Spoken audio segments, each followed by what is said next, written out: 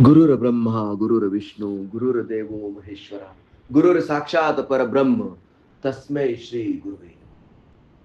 चैतन्य जीवनशास्त्र हा माझ्या 20 वर्षाच्या साधनेचा परिपाक आहे. हे चैतन्य जीवन शास्त्र हा एक शब्द, पण हा 3 शब्दांनी मिळून बनलेला आहे. चैतन्य म्हणजे कॉन्शियसनेस, जीवन म्हणजे लाईफ आणि शास्त्र म्हणजे सायन्स. कॉन्शियसनेस लाईफ सायन्स तुम्ही असं म्हणू शकता. याचं ट्रान्सलेशन 20 वर्षाच्या साधनेनंतर अनेक धर्म, पंथ आणि अनेक रस्त्यांचा अभ्यास केल्यानंतर हा रस्ता म्हणजे डिवाइन पाथ, चैतन्याचा मार्ग. आणि या चैतन्याच्या मार्गाचे त्रिसूत्री म्हणजे क्रक्स,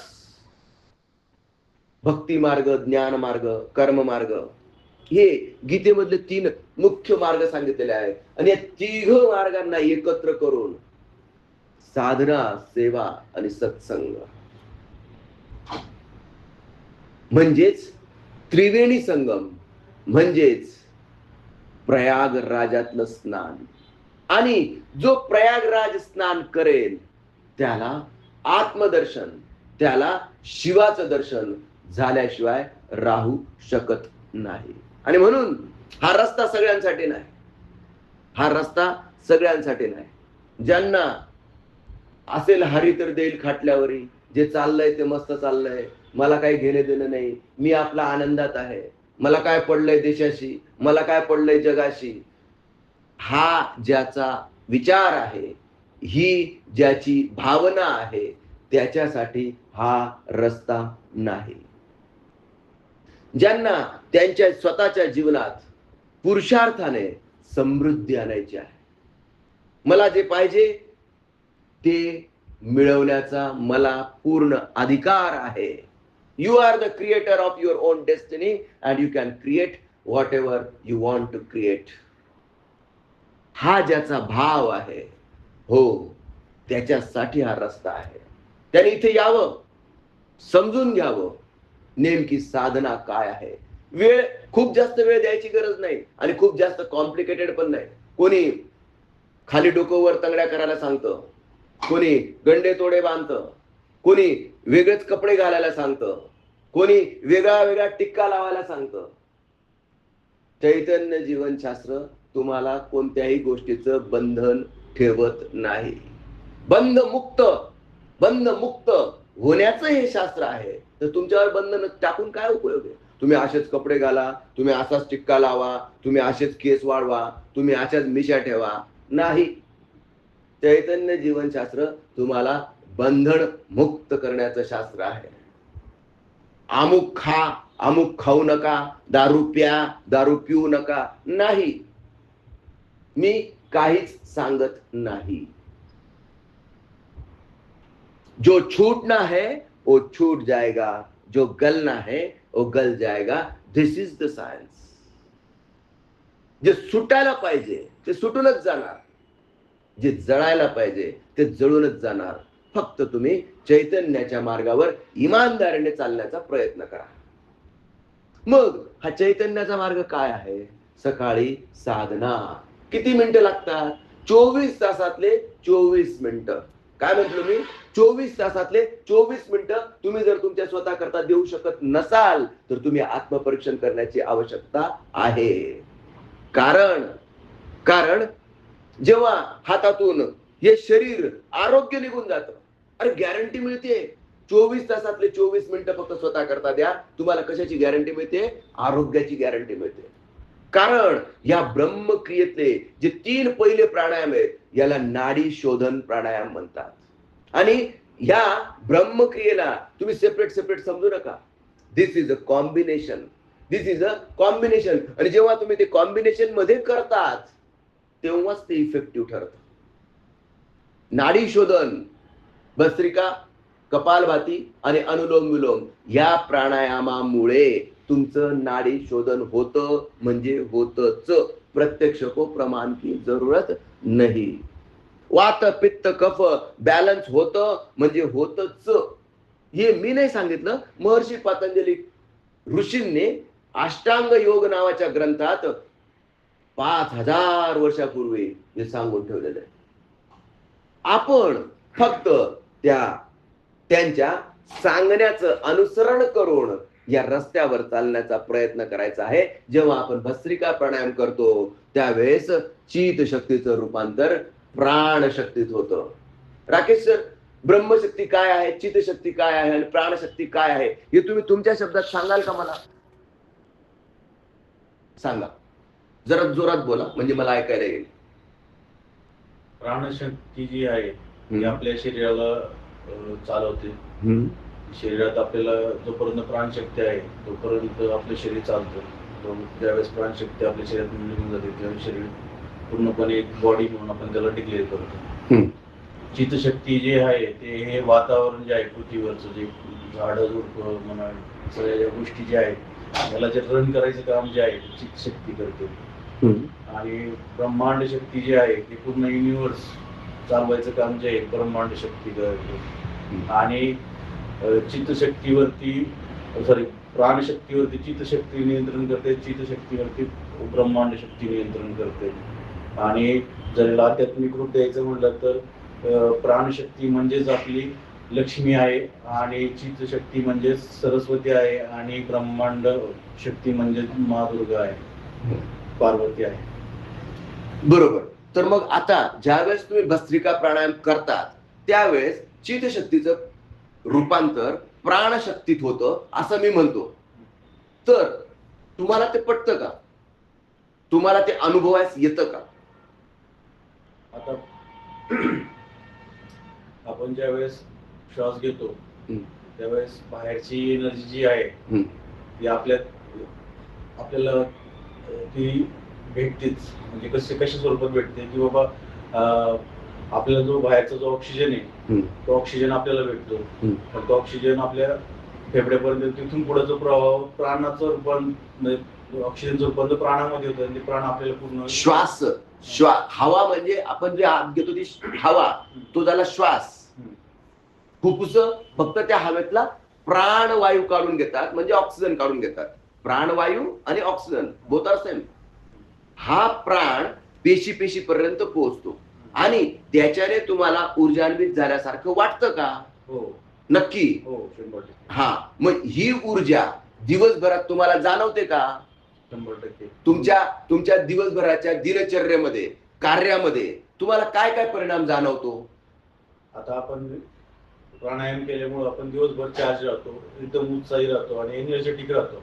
म्हणजे संध्याकाळपर्यंत आपली बॅटरी डिश होत नाही. बरोबर. नाहीतर आपल्याला काय होतं की आपण जर प्राणायाम वगैरे या गोष्टी नाही केल्या, म्हणजे मी ज्यावेळेस आधी प्राणायाम वगैरे नव्हतो करत त्यावेळेस असं वाटत होतं की एकदम दिवस असा मरगळ्यासारखा किंवा नाही का फक्त एक दिवस काढतोय. आता जैसा कोई एहसान उतारता है कोई, दिन को कैसे गुजारता है कोई, जैसे एहसान उतारता है कोई, असं आधी तुम्हाला वाटायचं. बरोबर की नाही? म्हणजे ब्रह्मक्रिया करायच्या आधी. आणि आता तुम्हाला कसं वाटतं? आता एकदम जीवनात उत्साह आलाय, जगायचा एक वेगळा आनंद वाटतोय आणि एकदम वेगळी फिलिंग आहे. म्हणजे डायरेक्ट असं म्हणतो ना की परमोच्च आनंदासारखं फील येतो डायरेक्ट. म्हणजे आधी कसं की एकदम डिश असायचं, असं एकदम निगेटिव्हिटी खूप असायची, आता एकदम पॉझिटिव्हिटी आहे. म्हणजे तो स्ट्रेस आहे, तोच काम आहे, सगळं काही तेच आहे, पण आता तो काम करायचा उत्साह म्हणा किंवा प्रोडक्टिव्हिटी म्हणा खूप छान आहे. आणि प्रत्येक गोष्टीला हँडल करायला आपण एकदम शांत पद्धतीने हँडल करतो. नाही तर पहिल्यांदा चिडचिड खूप व्हायची, आता चिडचिड वगैरे अजिबात नाहीये, एकदम शांत मेंटली एकदम पीसफुली हँडल करतोय सगळ्या गोष्टी. आणि याच्यामुळे काय झालं की सगळ्या ठिकाणी रिलेशन जे आहेत अतिशय सुंदर झालेले आहे जीवनात. म्हणजे प्रत्येकासोबत ज्या त्याच्यासोबत आधी चिडचिड करायचो, राग करायचो, तिथं आता मी प्रेमाने हँडल. इंटरपर्सनल रिलेशन सुधारले सर. Very good. खूप छान अनुभव आहे तुमचा. Very good.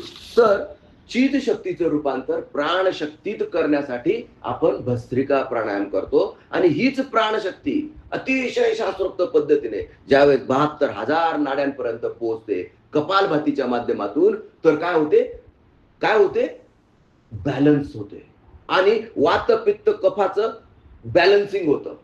अनुलोम विलोम प्राणायाम त्याच्या पुढचं नाडी शोधन.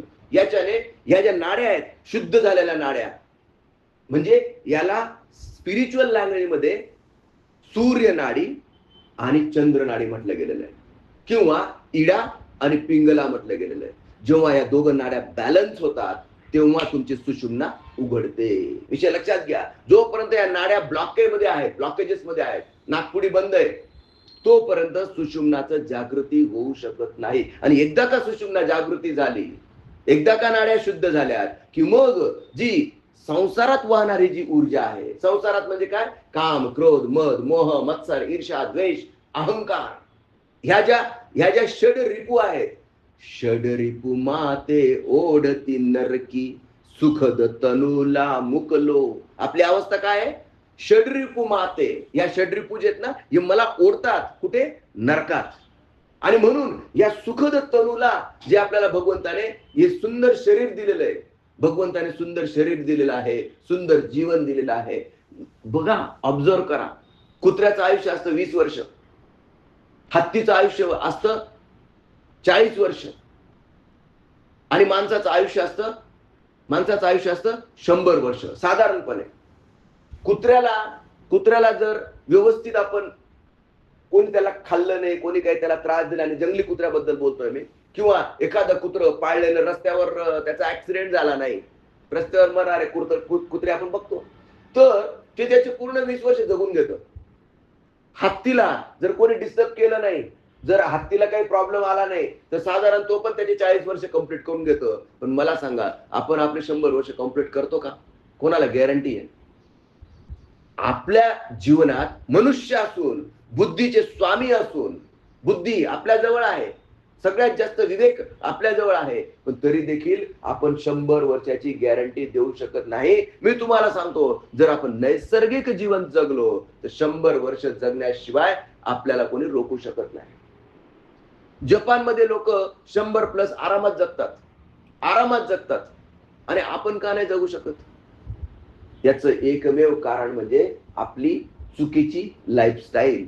आणि ही चुकीची लाईफस्टाईल दुरुस्त करण्याचं कार्य आपल्याला चैतन्य जीवनशास्त्राच्या माध्यमातूनच कळू शकतं. पण आजकाल जमाना कसा आहे माहिती का, जर काही सांगितलं ना, अरे तू नॉनव्हेज खाऊ नको, दारू पिऊ नको, माझं तोंडचा बघणार नाहीत लोक. विषय लक्षात आला की नाही? काय तू पहिल्या दिवशी जर मी सांगितलं की दारू पिऊ नको, नॉनव्हेज खाऊ नको, मसालेदार पदार्थ खाऊ नको, सर तुमचं ज्ञान तुमच्या जवळ राहू द्या, आम्हाला आमचं लाईफ जगू द्या, कोणी बघितलं पुढचा जन्म, तुम्ही नका सांगू आम्हाला. विषय लक्षात आला का नाही? ही वस्तुस्थिती आहे. आणि म्हणून चैतन्य जागृती अभियान, तुमच्यातलं चैतन्य जागृत करण्याचं, लोकांना इतका भ्रमिष्ट झालेले आहेत लोक, इतके भ्रमिष्ट झालेले आहेत लोक, कसं जगावं, कसं राहावं, काय खावं, किती खावं, याची सुद्धा अक्कल नाही. अरे आपलं शरीर काय मशीन थोडी आहे, नुसतंच टाकतायत तुम्ही. एखाद्या मिक्सरमध्ये पुरण दळताना तुम्ही जर ओव्हरलोड करून टाकलं पाटील ताई, तर तुमचा अनुभव काय? पुरण दळलंय का तुम्ही? मिक्सरमध्ये दळलंय ना, मग त्याच्यात पुरणपोळ्या करताना मी बघितलेलं आहे, ते काय होऊन जातं, जाम होऊन जातं, बंद पडून जातं. आणि तुम्ही खावे 2 घास कमी, मिळते आरोग्याची हमी, ते विसरून जातात. आणि जर का सासरवाडीला गेलं तर मग तिखट आणि खारट. सासरवाडीला जनरली तसंच असतं ना. आजकाल गोड जर असेल ना, तर गोडकडे जावं फिरकत सुद्धा नाही. ही वस्तुस्थिती सर आपल्या आजूबाजूला पाहतो. सासरवाडीला जाणं म्हणजे तिखट आणि खारट खाणं, बरोबर की नाही? आणि मग आपल्या शरीरातलं साल्ट किती वाढतं, आपल्या शरीरातलं सोडियम किती वाढतं. नुसतं सासरवाडीचाच विषय नाहीये, पण आजकाल जे चौकात आणि 1-1, 1.5 किलोमीटरच्या वर जे ढाबे आहेत, तिथं काय मिळतं? तिथं साल्ट टाकलं जात नाही, टेस्टिंग पावडर टाकली जाते. काय असतं रे ते? अजिनोमोटो. ही याच्याने चव येते. म्हणजे पदार्थ किती जरी निकृष्ट असला, भले तो सडलेला बटाटा जरी असेल, तरी त्याच्यात ते टाकलं की एकदम चायनीज, तर्रेबाज. तुम्ही सांगा कसं तुम्हाला आरोग्य मिळेल? आणि हे जर मी तुम्हाला पहिल्या दिवशी सांगितलं तर या कानाने ऐकून घेतात आणि परत संध्याकाळी त्याच धाब्यावर दिसतात. किती चमत्कारिक विषय हा.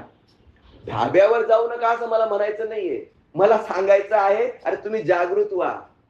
कसं वेळ लागलंय जगाला, देव म्हणती भलत्याला, कुठे शोधिशी रामेश्वर अन कुठे शोधिशी काशी, हृदयातील भगवंत राहिला हृदयातून उपाशी. अशा भगवंताला मी काय म्हणतो, फक्त तुम्ही ढाबा सोडू नका, तुम्ही दारू सोडू नका, तुम्ही मटण सोडू नका, तुम्हाला काय असतील नसतील सगळ्या कोणत्याच सवयी सोडू नका. तुम्ही फक्त 24 तासातले 24 मिनिटं स्वतःला जागृत करण्यासाठी एका शांत ठिकाणी बसा, एकटेच बसा आणि विचार करा की मी कोण आहे, मी कुठून आलेलो आहे, मी कशासाठी आलेलो आहे आणि मी इथून कुठे जाणार आहे. बस. आणि त्याला जर तुम्ही या ब्रह्मक्रियेची जोड दिली, काय म्हणतोय मी, जर त्याला तुम्ही या ब्रह्मक्रियेची जोड दिली तर तुम्ही रॉकेटमध्ये बसलातच समजा. तुमचा आध्यात्मिक प्रवास अतिशय फास्ट, अतिशय सुखद आणि आपलं आयुष्य किती सुंदर आहे आणि आपण त्याला किती सुंदर पद्धतीने जगू शकतो. अरे आरोग्य मिळालं, ज्यांना आरोग्य आहे ना त्यांना त्याची किंमत नसते. पण ज्यांना डायबिटीज आहे, ज्यांना बीपीच्या गोळ्या खाव्या लागतात, ज्यांची लघवी अडकून बसते, ज्यांना किडनीचा प्रॉब्लेम आहे, ज्यांना दर आठवड्याला 2-2 डायलिसिस करायला लागतात, त्यांना विचारा आरोग्याची किंमत काय आहे, आरोग्याची किंमत काय आहे त्यांना विचारा. पण माणूस अशा काळ झोपेत झोपलेला आहे की त्याला वाटतं आता तर काही नाही ना मला, मग खाऊन घ्या आज, पिऊन घ्या आज. आणि ज्यांचं लिव्हर खराब होऊन जातं पिऊन ते पण प्यायचं सोडत नाहीत. कसं वेळ लागलंय जगाला, देव म्हणती भलत्याला. अरे कुठे देव, अरे देव तुमच्या शरीरात आहे रे. त्या आत्मारामाला जाणून घ्या, त्या पांडुरंगाला कुठे पंढरपूरला जाऊन शोधायची गरज नाही, तुमच्या हृदयातच आहे तो. काया ही पंढरी आत्मा पांडुरंग, हे आपल्याला साधू संतांनी सांगून ठेवलेलं आहे. आपण म्हणतो पण आणि तरी वारीमध्ये गर्दी करतो, वारीमध्ये वडापाव खातो आणि वारीमध्ये कशा करता जातो, सिग्नलवर कुठे 2 रुपये मिळतील, 5 रुपये मिळतील, असे वारकरी बघितल्यानंतर मला दया येते त्यांची आणि मला वाटतं राजयाची कांता काय भीक मागे, हे यांना अजूनही समजलं नाही. आणि यांना हे समजावून सांगण्यासाठी हे चैतन्य जागृती अभियान आहे. आपण दररोज ब्रह्मज्ञानाने युक्त ब्रह्मक्रिया करून आपल्या जीवनाचं अंतिम लक्ष, the only purpose of man sojourn on this planet earth is to seek for the God. भगवंताच्या प्राप्तीसाठी प्रयत्न करणे, या एकमेव उद्दिष्टाकरता तुमचं आमचं अस्तित्व आहे हे जाणून घेतलं पाहिजे. आणि या चैतन्याच्या मार्गावर सतत अभ्यास बनत बन जाय. एका दिवसात हे घडत नाही, पण माझा अनुभव आहे एक दिवस प्रत्येकाच्या आयुष्यात हे घडू शकेल जो या चैतन्याच्या मार्गावर इमानदारीने चालेल. बस. कलियुगात भगवंताची प्राप्ती करणं खूप अवघड नाही. तुम्ही म्हणाल भगवंत कशाला प्राप्त करून घ्यायचा, अरे मनुष्य देहाची या ज्ञाने सच्चिदानंद पदवी घेणे एवढा अधिकार नारायणे कृपा दृष्टी दिला. कुत्र, मांजर, हत्ती, बेडूक, मासा यांच्या जन्मात हा अधिकार नाहीये.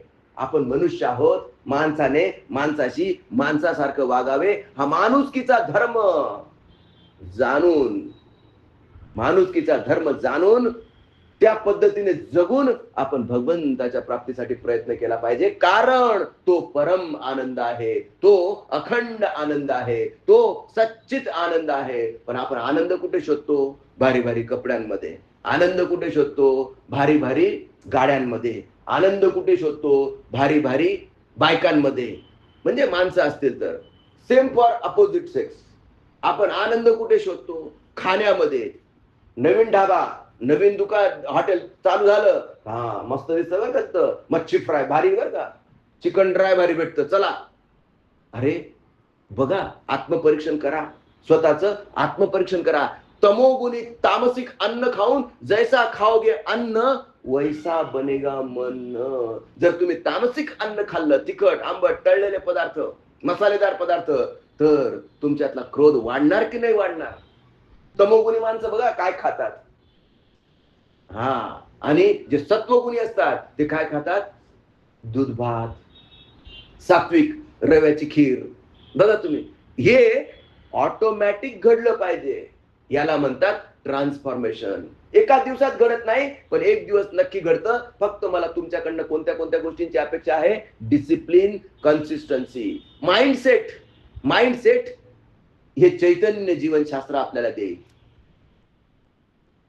माइंडसेट सकारात्मक हे चैतन्य जीवनशास्त्र आपोआपच आपल्याला बनवेल. आणि जेव्हा डिसिप्लिन, कन्सिस्टन्सी आणि पॉझिटिव्ह माइंडसेट आला की तुमच्यात पॉझिटिव्ह ट्रान्सफॉर्मेशन होणार की नाही होणार? Very simple. आणि हाच आहे आपला चैतन्याचा मार्ग.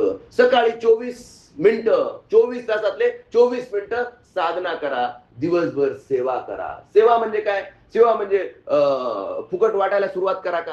अरे मी फुकट वाटायचं आणि काय सिग्नलवर कटोरं घेऊन बसायचं की काय? भौतिक नियमांच्या अधीन राहून. तुम्ही डॉक्टर असाल ना तर व्यवस्थित 300 रुपये घ्या. व्यवस्थित नियमाप्रमाणे कन्सल्टेशन चार्जेस घ्या आणि त्यांना त्या 300 रुपयाचे रिटर्न्स तुमच्या पेशंटला इमानदारीने देण्यासाठी जे काही योग्य आहे. पॅशनेटली जर तुम्ही काम केलं, अंतःकरणपूर्वक देंबीच्या देठापासून जर तुम्ही पेशंटला दुरुस्त करण्यासाठी दिवसभर काम केलं तर मला तुम्हाला सांगायचंय की तुमचं काम हेच तुमचं पॅशन बनून जातं. आणि जेव्हा काम हेच पॅशन बनतं, त्याच्यातच जेव्हा तुम्हाला आनंद यायला लागतो तेव्हा सेवा आपोआपच घडते. म्हणजे फक्त डॉक्टर करताच आहे का? पाटील ताई, एखाद्या गृहिणीने सेवा कशी करावी तुम्ही सांगा. आपल्या परिवारामध्ये जर मुलाला कृष्ण म्हणून जर हे केलं तर ती सेवा झाली नाही. एक प्रकारे नवऱ्याला चांगल्या, म्हणजे असं नाही की हा नवरा आहे म्हणून त्याची सेवा केली, त्याला म्हणजे चांगल्या प्रमाणे खाऊ घातलं, व्यवस्थित बोलणं चालू राहिलं, ती पण एक सेवाच झाली. घरात व्यवस्थित वातावरण ठेवलं, ती पण एक सेवाच झाली.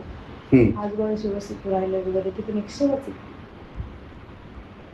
व्यंकटेश, मदत फाउंडेशनच्या माध्यमातून तू काय सेवा करतोस रे बाबा? मदत फाउंडेशनच्या माध्यमातून जनसेवा हीच ईश्वर सेवा म्हणून कार्य करत असतो. त्याच्यामध्ये मग प्रत्येक गुरुवारी अर्धपोटी झोपलेल्या आपल्या समाज बांधवांना अन्नदान करण्याचं कार्य मदत फाउंडेशनच्या माध्यमातून करतो. त्याचबरोबर 15 ऑगस्टच्या या दिवशी बलसागर भारत हो विश्वात शोभून राहो या योजनेअंतर्गत प्रत्येक वर्षी 10 कुटुंब आपण आरोग्यासाठी दत्तक घेतो. त्याचबरोबर त्यांना कपडे, पावसापासून संरक्षण म्हणून शूज, त्यानंतर शालेय विद्यार्थ्यांना शालेय साहित्य वाटप असेल, ही आपण त्यांना ही मदत फाउंडेशनच्या माध्यमातून आपण ही त्यांना सेवा करतो. आणि त्याचबरोबर ही सेवा करत असताना फक्त ती एक कोणीतरी म्हणजे काय म्हणतो ना की माणूस नाही किंवा कुठली व्यक्ती नसून ते साक्षात जे म्हणजे भगवंताचं स्वरूप आहे त्याच्यामध्ये, हे पाहून आपण त्याची सेवा करतो, चैतन्याची सेवा करतो. आणि सत्संग काय आहे? सत्संग म्हणजे समर्पण. तन मन धन जो कुछ है सब तेरा, तेरा तुझको अर्पण क्या लागे है मेरा. हा भाव, हा ग्रॅटिट्यूड आहे. हे धन्यवाद देतो या ब्रह्मांडाने आपल्याला जेही काही दिलेलं आहे. 2 हात दिलेत, 2 पाय दिलेत, सुंदर शरीर दिलेलं आहे, चांगली बायको दिलेली आहे, 2 मुलं दिलेली आहेत, चांगली नोकरी दिलेली आहे. आपण पैसा कमवतो, पण तो पैसा फक्त आपण आपल्या पुरताच ठेवतो. नाही नाही नाही नाही, या समाजाचं देणं आपण लागतो. आणि म्हणून आपण जेवढं कमवतो त्याच्यातलं 10% दान केलं पाहिजे. 10% जरा जास्त होतात का रे व्यंकी? निदान 8 तरी करा. निदान 8% तरी दान केलं पाहिजे. त्याच्याने येणारी लक्ष्मी जी आहे ती कुलक्ष्मी राहत नाही. तुमचं दान, तुमचं धन शुद्ध होतं. आपल्याकडे येणारं धन जर शुद्ध असेल तरच ते लक्ष्मीच्या रूपाने टिकतं. आणि तुम्ही पॉझिटिव्ह अफर्मेशन करा. तुम्हाला दुःखी, दरिद्री, निराश राहायची आवश्यकता नाही. तुम्हाला पुरुषार्थाने तुम्हाला जे हवं ते प्राप्त करून घेण्याचा अधिकार आहे. तुम्हाला अबंडन्स तुमच्या आयुष्यात खेचून घेण्याची आवश्यकता काय? आपोआपच ते झालं पाहिजे. You should act like a money magnet. जिथं जातो तिथं आपोआप अनेक पद्धतीने, अनेक रस्त्यांनी पैसा यायला लागतो. हा अनुभव इथं आल्याशिवाय राहत नाही. चैतन्याच्या जीवनशास्त्राचा अभ्यास करता करता हा माझा प्रत्यक्ष अनुभव आहे. काय की अनेक सोर्सेस मधून जिथून काही अपेक्षा नव्हती तिथूनही अबंडन्स फ्लो व्हायला लागतं. का? कारण तुमच्या जवळ जी लक्ष्मी आहे ती कुलक्ष्मी नाही. कुलक्ष्मी म्हणजे काय? कोणाच्या मुंड्या मोडून कमवलेले पैसे. आज तुमच्या तिजोरीत आहेत, पण तुम्हाला माहितीये की कोणाला तुम्ही किती लाखाला टाकलंय. विषय लक्षात आला की नाही? असे पैसे जर तुमच्या तिजोरीत असतील, असे पैसे जर तुमच्या अकाउंट मध्ये असतील, तर त्याला सुलक्ष्मी म्हणत नाहीत, त्याला कुलक्ष्मी म्हणतात. आणि कुलक्ष्मी अवदसेच्या रूपाने तुमचं अकल्याण केल्याशिवाय राहत नाही. मग काय होतं? ऍक्सिडेंट तरी होऊन जातो. अचानक नको असलेले खर्च तरी डोक्यावर येऊन पडतात. नको त्या गोष्टी. आणि आपल्याला असं वाटतं तस काय झालं बुवा? हा कर्मांचा हिशोब आहे. हा कर्मांचा हिशोब आहे. तुम्ही पेरावे तसंच उगवणार आहे. Right as you sow. आणि मी म्हणतो अजाणतेपणे आपल्याकडनं काही चुका होतात आणि म्हणून आपलं धन, आपली लक्ष्मी शुद्ध करण्यासाठी दान केलं पाहिजे. पण हे दान कोणाला करायचं? दान सत्पात्री असलं पाहिजे. सत्पात्री म्हणजे जे पात्र आहे ते जर घाणेरडं असेल, शेराने माखलेलं जर भांड असेल, त्याच्यात जर तुम्ही दूध ओतून दिलं तर ना त्याला ना मला, तुला ना मला, लाल कुत्र्याला, तसं होता कामा नये. म्हणून तुमचं दान कसं असलं पाहिजे? सत्पात्री असलं पाहिजे. तुम्ही भिकाऱ्याला दान दिलं आणि त्याने लगेच एक क्वार्टर मारून आला, तो सत्यानाश. दोघंच्या दोघं पापात आणि दोघंच्या दोघं नरकाची भागीदारी होतात. आणि म्हणून तुमचं दान हे शुद्ध असलं पाहिजे, सत्पात्री असलं पाहिजे, अंतःकरण पूर्वक असलं पाहिजे. याच्याने तुमची लक्ष्मी सुलक्ष्मी म्हणून तुमच्या तिजोरीत अखंड राहील. नाही तर लक्ष्मी खूप चंचल आहे. आज इथं तर उद्या तिथं, आज याच्या तिजोरीत तर उद्या त्याच्या तिजोरीत. आणि म्हणून लक्ष्मीला जर स्टेबल करून ठेवायचं असेल तर दोनच पर्याय आहेत. पहिला पर्याय कोणता? की आपलं दानाने धन शुद्ध करून घ्या, हा पहिला मार्ग झाला. आणि दुसरा मार्ग कोणता आहे? लक्ष्मीचा पती म्हणजे कोण? नारायण. नारायणाला धरून ठेवा, नारायणाचे पाय धरून ठेवा. लक्ष्मी ही पतिव्रता आहे, नारायणाशिवाय राहू शकत नाही. आणि म्हणून नारायणाचे पाय धरून ठेवले, भगवंताचे पाय धरून ठेवले, भगवंताच्या नामस्मरणाला चिटकून राहिलात तर लक्ष्मी तुमच्या घरी पाणी भरणार म्हणजे भरणार. दिस इज द रूल. हे सूत्र आहे. पण अनेकांना हे सूत्र समजत नाही. भगवंताच्या नामस्मरणाची आवड नाही, सत्संगाबद्दल आवड नाही. आणि म्हणून ही अशी पिढी तयार होते. आणि या पिढीला मार्गदर्शन करण्याचं कार्य मदत फाउंडेशनच्या माध्यमातून डिव्हाइन पाथ ऑर्गनायझेशन करत आहे. चैतन्य जीवनशास्त्र शिकवून ब्रह्मज्ञानाने ब्रह्मक्रिया करा. बाकीच्या सगळ्या गोष्टी आपोआप होतात. सकाळी 24 तासातले 24 मिनिटं जर तुम्ही काढू शकत नसाल तर आत्मपरीक्षण करा. अरे ब्रश करायला 5 मिनिटं देता ना, आंघोळ करायला 15 मिनिटं देतात ना, जेवण करायला अर्धा तास देतात ना. मग स्वतःला जाणून घेण्यासाठी 24 तासातले 24 मिनिटं मागतोय मी फक्त तुमच्याकडे. तुम्ही ते देऊ शकत नाहीत का? सकाळी साधना करा, दिवसभर सेवा करा, रात्री झोपायच्या आधी समर्पण, सत्संग, एक तरी ओवी अनुभवावी. सद्ग्रंथांचा, सद्साहित्याचा, संत साहित्याचं वाचन करावं. आणि नुसतं वाचन करून ह्या कानाने ऐकून त्या कानाने सोडून न देता एक तरी ओवी अनुभवावी. चित्ती वचने कृतीत यावी, सहज सुधा माधुरी. तुम्हाला तुमचं सर्वांचं साधन समृद्ध व्हावं. तुम्ही या चैतन्याच्या मार्गावर चालण्यासाठी सदैव तत्पर राहावं. भगवंताच्या प्राप्तीसाठी म्हणजे सच्चिदानंदाच्या प्राप्तीसाठी तुम्ही अविरत साधनेच्या मार्गावर चालण्याचा संकल्प करावा. जे जे आपणाशी ठावे ते ते इतरांना सांगावे. ज्ञानी करुणे सोडावे सकळ जन, कारण दिल्याने वाढतं. ही देण्याची प्रवृत्ती तुमच्यात वाढावी. या शुभेच्छेसह आजच्या या सत्संगाला आपण विराम देऊया. श्री गुरुदेव दत्त.